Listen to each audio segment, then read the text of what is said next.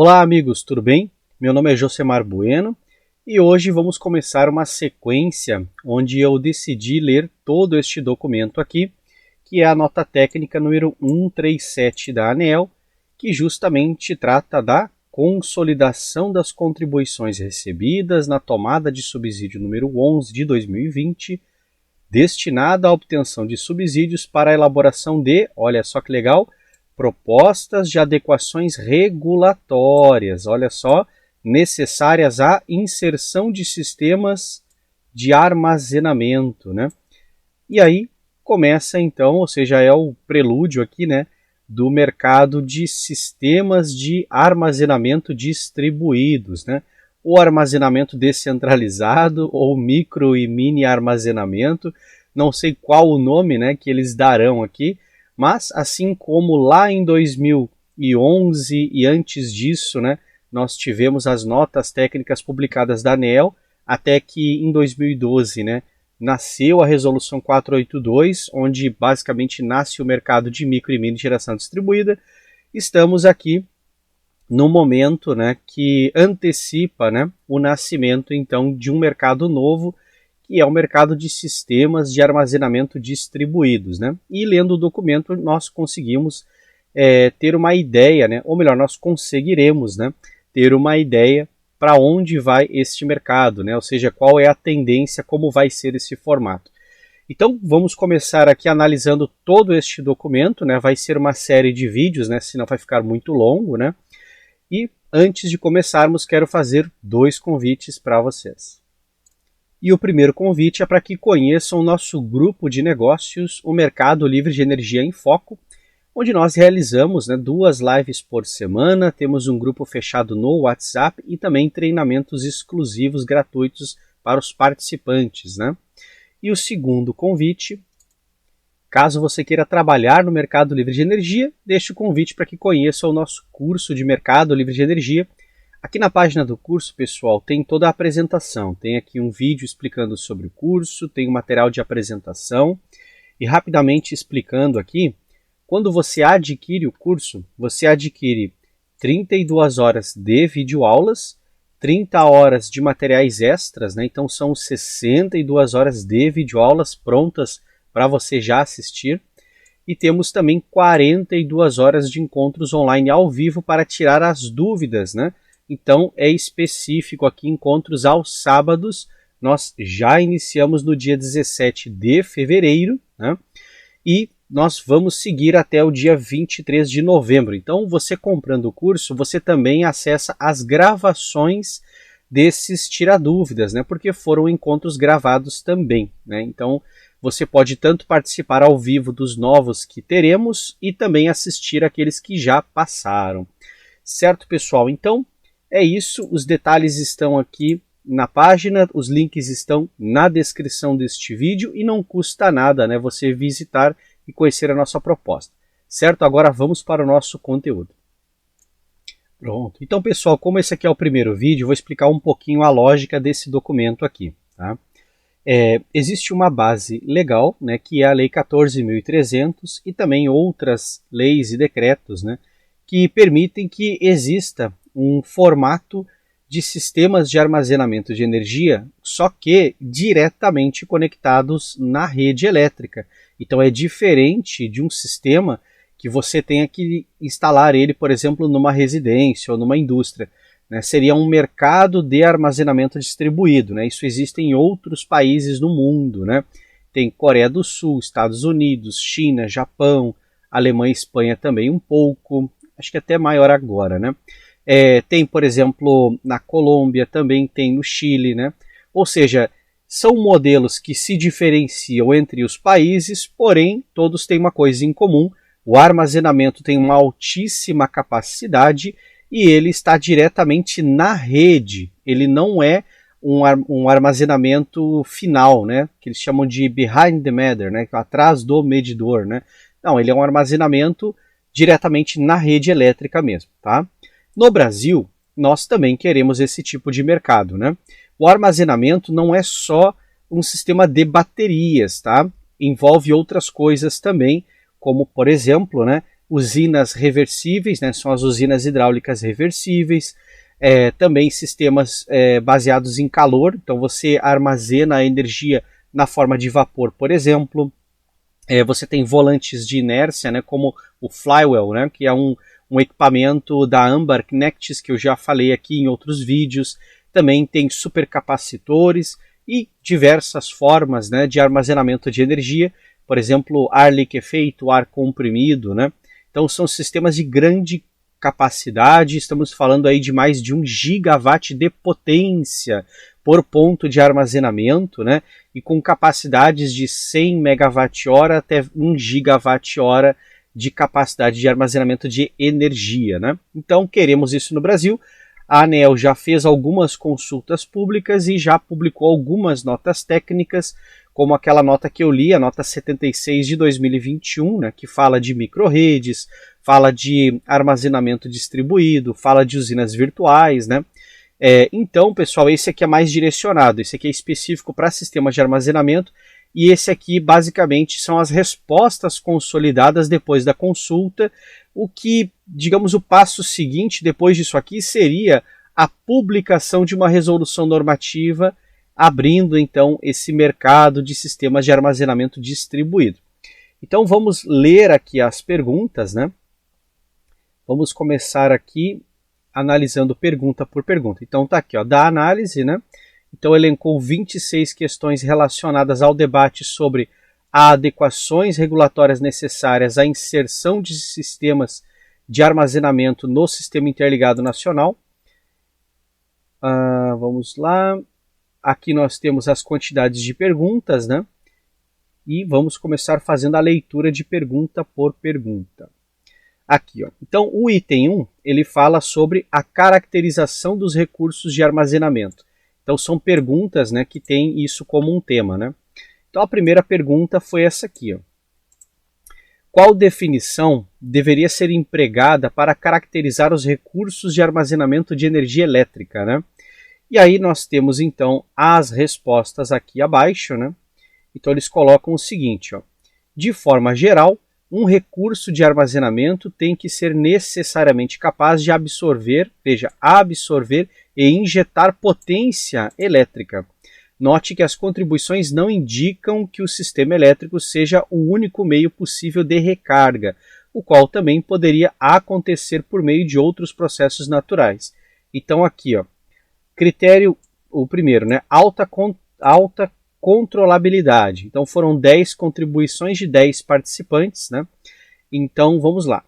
A caracterização do armazenamento está ligada à alta controlabilidade, tanto da absorção de potência elétrica quanto da injeção, ou seja, é necessário que seja possível despachar o sistema sob o comando automático ou manual, seja para fornecimento de energia elétrica, quanto para a recarga do armazenamento.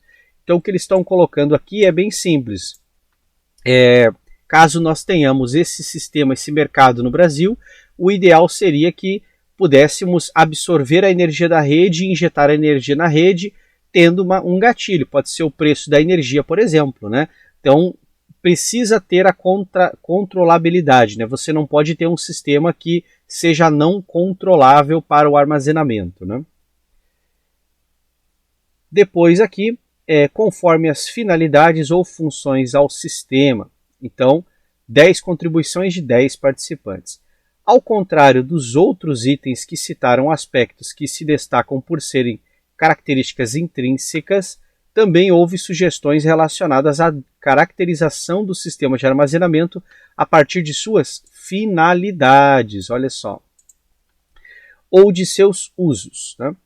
Nesse sentido, um sistema de armazenamento deve ser capaz de congregar um ou mais dos seguintes serviços citados, né? Então, olha só os serviços aqui. Serviços de gestão de energia energética, serviços ancilares, até vamos explicar cada um aqui para ficar mais simples, né? Gestão energética. Basicamente, aqui você pode entrar com arbitragem, né? Por exemplo, pega um cliente grupo B, tá? Ele tem a tarifa branca, que são 3 postos intermediários, né? Você tem o posto tarifário mais barato, o intermediário e o posto mais caro, né? Então são 3 postos tarifários. Se você tem um sistema de armazenamento, você consegue agora, no momento mais caro, você consegue usar o sistema de armazenamento e no momento mais barato você abastece o sistema de armazenamento. Mas é muito caro para uma pessoa investir num sistema de armazenamento e ficar com isso em casa, né? Então, se você abre o mercado, você pode ter uma empresa de gestão que tem um sistema de armazenamento direto na rede, ou seja, em algum lugar do Sistema Interligado Nacional, e aí no horário mais caro, você injeta aquela energia na rede e na contabilização do sistema, o cliente estaria usufruindo da energia armazenada e não da energia da distribuidora, por exemplo, né? Então você poderia ter um sistema de tarifa diferenciado, você teria todo um modelo descentralizado, ou seja, uma estratificação dos pontos de consumo e dos pontos de injeção de energia, que não seriam geradores, né? Seria, na verdade, mais uma descentralização da oferta de energia e também capazes de absorver quando tivesse muita energia sobrando naquele momento, né? Então é um sistema interessante. Então a gestão de energia, o cliente não precisaria fazer um investimento no equipamento. Ele poderia assinar um serviço e garantir o armazenamento, ou seja, um desconto no horário mais caro, né? Ou seja, você tem um modelo tarifário hoje, já permitiria a execução, só precisaria ter o arcabouço regulatório, que é o objetivo aqui, né? Definir qual modelo regulatório precisaríamos implementar, né? Bom, aí seguindo, serviços ancilares. Então é a mesma lógica, né? Por exemplo, o ONS poderia despachar ou restringir ou absorver a energia para poder equilibrar, por exemplo, frequência, equilibrar tensão, ou seja, você melhoraria a rede elétrica, né? Ah, mas como que o ONS investiria isso? Não precisaria investir. Se você fizer na forma aberta, né, na forma de deixar os investidores, ela pode pagar uma tarifa de serviço ancilar, que é uma TSA, que já existe essa tarifa, e aí ela contrata esses pontos de armazenamento, ou seja, o pessoal faz o trabalho deles no mercado privado, mas deixa, por exemplo, 50% da capacidade disponível sob o comando do ONS. Quando o ONS quiser guardar energia ou injetar, ela, né, já está pagando a TSA, então existe uma remuneração, porém ela não precisa investir no ativo, porque deixa o mercado investir, né, se tem viabilidade financeira, né? Então você tem mais um mercado aí que seria o mercado de prestação de serviço ancilar para os controladores da rede, né? Esse é um exemplo de outros, na verdade, de vários outros, né? Flexibilidade, né? Aqui você teria, então, por exemplo, flexibilidade, eu posso usar a energia agora que eu guardei em outro momento que eu não precisava. Então você tem agora uma flexibilidade natural, né? Uma flexibilidade controlável. É muito parecido com a flexibilidade contratual, né? Você assina um contrato com uma flexibilidade de mais ou menos X%, e aí se você precisa ou não, né, não viola o contrato porque você fica dentro da flexibilidade. Aqui você teria uma flexibilidade de uso na prática, né? Se a energia ela está barata no PLD, você compra e guarda. Se a energia está muito cara, você injeta e vende, ou você mesmo usa se você precisar, né? Resposta da demanda basicamente uma forma de deslocamento de potência, né? Então, quando você tem muita demanda na rede, você aumenta o valor do PLD, por exemplo, e aí você incentiva quem tem energia guardada a injetar na rede, né, diminuindo o preço, por exemplo, da energia, ou então quando você tem muito uso do fio e você quer diminuir isso, né, então você descentraliza a geração atendendo os pontos de conexão. Então, ao invés de carregar muito um tronco de rede, um sistema de subdistribuição ou subtransmissão, você então faz a injeção mais próxima do local de consumo, né? Então você tem uma resposta da demanda. A demanda é num ponto A, você injeta no ponto A. A demanda é no ponto F, você injeta no ponto F. Não precisa ir de A para F ou de F para A. Aqui temos também modulação, que seria a potência horária, né? Reserva de potência, então a mesma lógica de armazenamento. Não seria armazenamento de energia, e sim de potência, né, que é um pico, é uma necessidade rápida, então você precisa de energia por alguns minutos e depois não precisa mais, né? controle de variabilidade e incertezas, confiabilidade, previsibilidade, equilíbrio do sistema, estabilidade, desempenho e necessidades comerciais ou regulamentares e etc. Né? Então esse etc é porque na verdade tem muita coisa aqui. Né? Aqui temos então deslocamento temporal, 8 contribuições de 8 participantes. Uma das principais características apontadas é a possibilidade do deslocamento temporal para o momento mais adequado, seja da absorção de potência, seja da injeção de potência. No entanto, essa característica isoladamente não é suficiente para caracterizar um sistema de armazenamento, visto que a mesma energia absorvida deve ser a energia que deve ser reinjetada no sistema. O que eles querem dizer aqui? Né? Não adianta você ter alguns sistemas de armazenamento de grande capacidade. O que funcionaria bem seria você ter diversos sistemas pequenos distribuídos, né, ou estratificados, né, por toda a rede. Então você tem uma descentralização. Então, conforme você precisa, você já tem a disponibilidade nas próprias células. Né? Então você tem basicamente ali uma realocação energética mais eficiente. Né? Vou fazer um desenho aqui para tentar ilustrar um pouquinho. Imagina que isso aqui é a área de concessão de uma distribuidora. Tá? Então vou colocar aqui, ó, distribuidora. Aí a distribuidora, eu fico separado aqui. A distribuidora ela tem então agora, vamos supor que ela constrói um sistema de micro-redes. As micro-redes, pessoal, é um objeto contábil, não é uma rede real. Né? A rede em si, fio, poste, não mudou nada, né? Bom, aqui nessa microrede, então, é a microrede número 1 e aqui, por exemplo, a número 9, né? Então, as outras aqui em sequência, né? A2, A3, A4, A5 e assim vai. Então, vamos supor que aqui na microrede número 2 eu tenho muita geração, ou seja, tem mais geração do que consumo. Só que eu vou precisar disso depois, né? Porque se essa geração foi gerada ali, eles podem precisar ali em outro momento, certo? Agora, se eu tenho numa outra rede uma maior capacidade de armazenamento, né? Ou seja, as pessoas fizeram investimento em sistemas de armazenamento ali, você tem localmente esse sistema de armazenamento, então eu posso fazer o seguinte, eu posso transferir, né? Guardar essa energia gerada num ponto da microrede para outro ponto próximo, que tem espaço para armazenamento, porque depois, no momento oportuno, eu posso querer devolver isso. E como é que funcionaria esse mercado? Quando a pessoa injeta na rede, você tem duas formas. Ou você tem uma VPP, onde você cadastra o seu gerador, e aí você então paga para guardar a energia que você injetar na rede, e aí você avalia se esse preço faz sentido. Ou então você paga uma tarifa para a distribuidora para ela justamente fazer esse armazenamento no outro, né, na outra microrede, que ela tem espaço ali. Então você guardou a energia próxima do ponto de necessidade.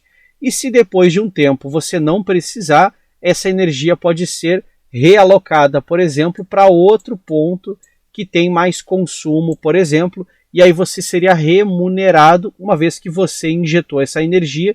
E aí você poderia ter essa remuneração ou em dinheiro, se for uma VPP, né? Ou seja, você pagou para guardar a energia, mas você percebeu que não vai usar, você deixa lá marcado para venda. Ou seja, injetei, se quiser vender para mim, aí você recebe dinheiro, porque quem vender vai vender por um preço e vai te passar uma diferença ali, vai passar um percentual daquele valor, por exemplo. Se for com a distribuidora no modelo tarifário, você vai pagar uma tarifa para injetar, porém se você injetou e não for utilizar e essa energia fica com a distribuidora, na próxima fatura poderia ter um abatimento e aí teríamos, né, que ter uma regra. Então repara que você tem todo uma mecânica aqui que poderia produzir um novo mercado que a gente já sabe o nome disso, né? O nome é RED, né, que são recursos energéticos distribuídos, né? Onde você tem geração descentralizada, armazenamento descentralizado e modelos de negócios descentralizado com base nas microredes e nas VPPs, que são as usinas virtuais, né? As Virtuais Power Plants, né? Então as usinas de geração de energia virtuais, né? E você vai ter os storages, que são os armazenamentos, e podem ser digitais também, ou seja, você não precisa que a pessoa tenha o equipamento na casa dela. Ela pode pagar, fazer uma assinatura, né, para pagar pelo serviço de armazenamento se ela quiser, né, dando liberdade para ela se ela quer ou não. E aí é uma questão de análise financeira, né? Então veja que as respostas das consultas aqui, elas vão direcionando o nosso raciocínio, né? Ou seja, lembrando aqui do número de contribuições e o número de participantes respondendo, né? Depois temos então aqui, então já falei do deslocamento temporal, né? Tem que pintar, senão depois eu não me lembro. Agora, consideração sobre usina hidrelétrica reversível. Olha quem apareceu aqui, né? Essas usinas, pessoal, elas já são muito usadas, por exemplo, em Portugal, em outros países da Europa, né? E é um conceito que no Brasil já é muito avançado, tá? Já tem muitos estudos. Para quem quiser saber bastante sobre isso, entre no site da EPE, que é a Empresa de Pesquisa Energética do Brasil, e lá na aba de busca, escrevam usina hidrelétrica reversível. Vão vir todos os estudos que a EPE já fez e vocês vão perceber que o Brasil está bem avançado quanto à pesquisa sobre isso, ou seja, basta agora implementarmos, né? Aqui teve uma contribuição de um participante, né? Então são poucas contribuições, mas tudo bem. Aqui diz assim: apesar de uma usina hidrelétrica convencional ter a energia armazenada, ele coloca entre aspas aqui porque não é necessariamente um armazenamento, né? Porque você não pode recarregar a usina hidrelétrica, né? Isso que ele quis dizer aqui. Você conta com a vazão afluente, né? Você precisa que a água venha até ali sozinha, né? Você não tem capacidade de bombeamento estruturado ali, né? Então aqui, ó, neste caso, a recarga se dá apenas por meio dos processos naturais. Já no caso de uma UHR, né, que é uma usina hidrelétrica reversível, há necessariamente a bidirecionalidade, né? Ou seja, tanto o turbinamento da água para gerar a energia elétrica, quanto o bombeamento da água, né? A partir da energia elétrica. Isso aqui pode parecer um absurdo, mas na verdade tem uma lógica financeira que faz isso aqui funcionar, tá? Que é o seguinte: você tem dois níveis de reservatório. Um deles você tem a água corrente normal e o outro nível mais acima que só guarda a água, né? Então o que você faz ali? Quando o preço do PLD, por exemplo, é muito baixo, você liga o bombeamento e armazena a água no nível superior. Mas é um grande armazenamento, né? Quando o preço do PLD, por exemplo, fica um pouco mais alto, porque a liquidação é automática, né? Você faz o turbinamento e injeta na rede, né? Porque é automático. Você injetou às 9 da manhã e às 9 da manhã o PLD é R$70 o megawatt-hora, você vai faturar R$70 o megawatt-hora. Ah, mudou o preço, o PLD foi para 62. Você começa a bombear, porque aí você está comprando a energia a R$62 o megawatt-hora. Ah, o PLD deu um surto agora, foi para R$100 ou R$120 o megawatt-hora. Começo a injetar na rede. Então é um sistema que é bem simples, né? Se estiver muito próximo do PLD mínimo, você bombeia. Qualquer salto, qualquer valor mais alto, você então injeta na rede. E aí você tem aquela questão, né? Que, mas e se o preço sobe e nunca mais desce? É meio difícil isso acontecer, né? Porque se você injeta quando o preço sobe, você está ofertando mais energia no momento de escassez. Então é uma própria reação do sistema, né? Então muitas UHRs injetando no momento mais caro vão fazer o preço baixar, né? E simplesmente o fato delas ficarem armazenando e não fazer nada vai basicamente deixar o mercado agir. Então você tem a volatilidade normal de qualquer mercado, né? Bom, então, continuando aqui, então, desta forma, uma hidrelétrica convencional não poderia ser caracterizada como um sistema de armazenamento no contexto aqui tratado, visto não ser possível a sua recarga por meio de absorção de energia elétrica de forma controlada. Outras 23 contribuições consideradas relevantes de 16 participantes foram a respeito de, olha só, independência da tecnologia, né? Ou fonte de armazenamento, ou seja, qualquer coisa capaz de armazenar energia pode ser caracterizado como um sistema de armazenamento. ou seja, não teríamos restrição tecnológica, né?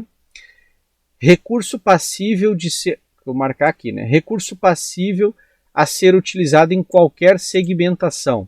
Então, por exemplo, eu quero usar o meu sistema como gerador, posso, então, geração, transmissão, distribuição, consumo, ou seja, eu posso usar o sistema de armazenamento em qualquer lugar, pode ter uma residência, pode estar na rede, pode estar ao lado do gerador. Então, o gerador quer injetar na rede, não, mas dessa vez ele quer guardar um pouco, então ele guarda um pouco. Então você teria, por exemplo, toda a energia renovável, solar, eólica, né, todas essas que são não controláveis, você basicamente tornaria elas controláveis e despacháveis, né? Porque se eu coloco uma UHR ao lado de uma fotovoltaica, eu posso usar a energia fotovoltaica para bombear a água, guardar essa energia armazenada e aí decidir quando eu quero injetar na rede.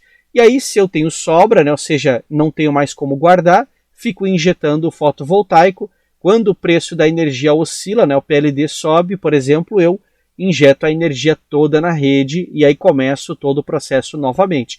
Então você coloca isso dentro de um planejamento, né, você consegue então otimizar a viabilidade financeira desse empreendimento, né? Aqui continuando, né? Então só pegar o texto, então aqui, ó. Neste sentido, né, continuando aqui, poderia estar conectado em qualquer posição ou localidade no sistema elétrico, inclusive dentro dos empreendimentos de geração, instalações de transmissão e distribuição, pontos de conexão à rede ou unidades consumidoras. Ou seja, se o consumidor quiser investir, ele também poderia. Então, por exemplo, eu poderia investir num sistema de armazenamento na minha casa, com um objetivo bem simples, né, funcionar mais ou menos como uma caixa d'água, né? Então, quando falta água da rua, tudo bem, eu tenho a minha caixa d'água, né? É a mesma lógica. Ah, faltou a energia da rua. Bom, eu tenho o meu sistema de armazenamento, então por 1, 2 horas, né, eu tenho então essa minha energia. Então eu tenho resiliência, né? Então se eu quiser chegar em casa e preparar alguma refeição usando micro-ondas, tenho energia suficiente para usar o micro-ondas. Não é só iluminação e coisas básicas, né, algumas tomadas de baixa potência, né? Dependendo da capacidade, eu também posso tomar um banho. Daqui a pouco eu vou colocar um sistema de armazenamento, onde o objetivo mesmo é abastecer pontos críticos, né, que seria banheiro e cozinha, né? Ou seja, cheguei em casa às 11 horas da noite, não tem energia elétrica, não tem problema. A iluminação do banheiro funciona, a tomada do banheiro funciona, o chuveiro funciona, então eu posso tranquilamente, né, tomar um banho, né? Ah, mas eu não tenho água pressurizada. Não, mas o pressurizador, depois da minha caixa d'água, está energizado também. Então tenho água pressurizada na minha torneira. Então você pode usar para pontos críticos, né? Então, preciso aqui preparar a refeição, preciso, sei lá, lavar uma louça, alguma coisa assim. Você consegue manter a rotina básica, por exemplo, numa residência. E aí pensa como isso é interessante num comércio, né? Imagina, você tem um comércio e de repente falta energia por alguns minutos, né? Porque no Brasil não falta energia por tanto tempo quando é programado, né? O comércio continua funcionando normal, né? O ambiente continua climatizado, se for um restaurante não vai ser afetado na cozinha, né? Ou seja, você tem ali uma resiliência elétrica muito maior, né? Depois aqui, ó, recurso individual ou agregado. Então, desta forma, poderia ser centralizado em uma localização ou em um empreendimento, ou então descentralizado e distribuído, né? Que é aquela lógica, eu posso pegar um terreno vago, colocar vários e vários containers de bateria, conectar na rede elétrica, criar um aplicativo onde as pessoas me pagam para guardar a energia delas, e aí eu poderia fazer isso. Mas para que isso acontecesse, precisa ter uma regulação da ANEEL para que eu possa fazer, né? Afinal, no setor elétrico, você basicamente tem que ter a permissão, tem que ter um modelo regulatório, né? Você não consegue simplesmente trabalhar sem ter, né, uma permissão, né? Depois, não pode ser caracterizado unicamente como gerador nem como consumidor, né? Deixa eu marcar aqui. Visto ser necessária a simultaneidade desses perfis para sua caracterização. Ou seja, né, não pode ser considerado gerador. Então eu não posso exigir outorga, fazer toda aquela coisa, né, é que o gerador passa, o gerador ele tem o dia da noiva dele, né, que levam meses, né? O gerador o gerador tem que ir para o salão, né? Daí tem que fazer todo, né, tem que chegar de limusine, né? O gerador tem todo um negócio até se conectar na rede. É uma brincadeira ao processo, né? Porque o gerador, pessoal, você tem que fazer a consulta na distribuidora, depois você recebe o parecer, aí você implementa a geração, daí você assina contratos, né? Aí você tem um acordo operativo, daí você entra em operação, aí tem um tempo ali para verificar o lastro, né? Ou seja, e dependendo ainda, né, se esse gerador está no ambiente livre ou ambiente regulado, o formato é diferente, daí em um tem limitação de potência, no outro não. Dependendo, você precisa comprovar o lastro com estudos que levam até um ano. Olha, é uma novela, né? Não dá para fazer a mesma coisa com o sistema de armazenamento, né? A ideia é básica. Olha, você vai armazenar quanto? Qual que é a potência que você precisa na conexão? Eu preciso contratar uma demanda de 500 kW. Então é isso. Agora te vira, né? A ideia é facilitar. Não, tem que solicitar uma outorga, tem que fazer um estudo de rede, tem que isso, tem que aquilo, tem que o outro. Não, aí você burocratiza aquilo que não precisava, né? Porque a tecnologia basta você criar uma conexão, ou seja, você já cumpre os critérios atuais de conexão, que seria sistemas de proteção, né, com coordenação e seletividade bem ajustadas, né, parâmetros definidos, e é isso, né? Depois ali é com a responsabilidade interna ali da empresa, né? A rede interna, né, segue as normas normais, né, do mercado. Bom, então, não pode ser visto como infraestrutura de produção de energia nova, né? Claro, isso faz sentido, né? Ou seja, tem um balanço energético negativo devido a haver necessariamente um consumo líquido de energia e um ciclo completo ou parcial de recarga e descarga. Depois, a energia elétrica absorvida não pode ser utilizada dentro do processo industrial. Por exemplo, eletrólise para o hidrogênio. Desta forma, teria que necessariamente devolver a energia elétrica para a rede, né? Aqui, tudo bem, é uma questão que, assim, eu acho que se você usar dentro do processo industrial, aí não é armazenamento, né? Porque se você pega a energia elétrica para converter no hidrogênio, para armazenar o hidrogênio, para depois usar o hidrogênio para produzir energia elétrica, não tem lógica nenhuma, né? Porque você perde eficiência nesse processo, não tem lógica nenhuma. Você já pode armazenar diretamente a eletricidade. Por que você iria convertê-la em hidrogênio para depois retornar como eletricidade, né? Então, sistemas de armazenamento, se você tem uma forma de armazenar eletricidade e ela tem eficiência, legal, mas fica com você, né? Se você armazenar 1 megawatt-hora, converter para hidrogênio, como é que você vai devolver para a rede depois 1 megawatt-hora? Se você consegue, ok, aí independe de tecnologia. Agora, dentro de um processo industrial, como é colocado aqui, bom, então é de se pensar, né? Mas é aquela coisa, né? Liberdade também, né? Não podemos restringir muita coisa. Bom, e a segunda pergunta, né, é esta aqui, ó. Olha só, a segunda pergunta. As tecnologias de armazenamento que podem prestar serviço ao setor elétrico deveriam ser exaustivamente definidas em resolução ou bastaria estabelecer uma definição precisa e dar maior liberdade aos arranjos a serem propostos pelos seus agentes? Então, pessoal, essa é a pergunta que vamos responder no próximo vídeo. Esse aqui já deu 34 minutos, né? Então, vou encerrar aqui e vou deixar novamente 2 convites para vocês. E deixo novamente os 2 convites, né? O primeiro para que conheçam o nosso grupo de negócios, né? O Mercado Livre de Energia em Foco, e também para que conheçam o nosso curso de Mercado Livre de Energia. Todos os links estão na descrição deste vídeo. Certo, pessoal? Então é isso. Um grande abraço e até o nosso próximo vídeo.